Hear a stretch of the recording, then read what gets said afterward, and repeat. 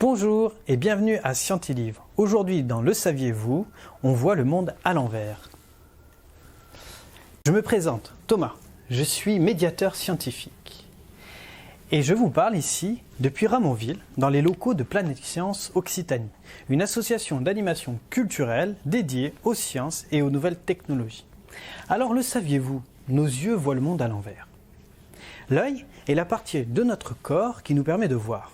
Celui-ci recueille les rayons lumineux réfléchis par les objets qui nous entourent et les transforme en informations que le cerveau peut analyser. Alors ce processus est divisé en 3 étapes.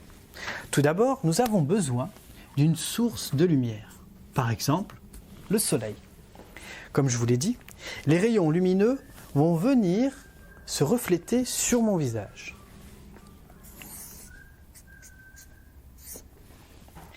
Puis, la lumière qui est réfléchie va venir sur notre œil, au niveau de la pupille. La deuxième étape, la lumière qui a été réfléchie, donc par le soleil sur mon visage, est passée par la pupille et va venir s'inscrire au fond de l'œil sur la partie que l'on appelle la rétine. Et à ce moment-là,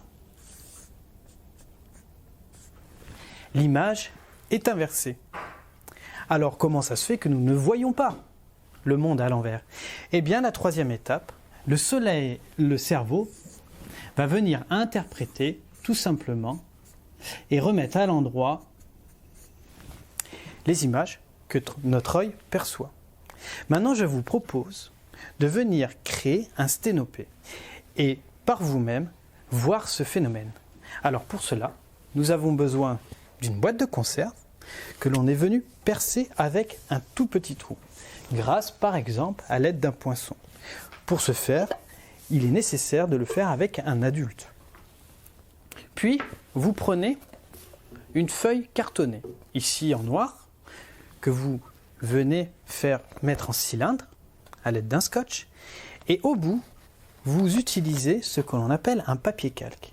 Et pareil, avec du scotch, vous pouvez venir plaquer le papier calque sur votre tube en carton. Puis, il suffit de venir mettre le tube en carton dans votre boîte de conserve. Chose qui peut être difficile.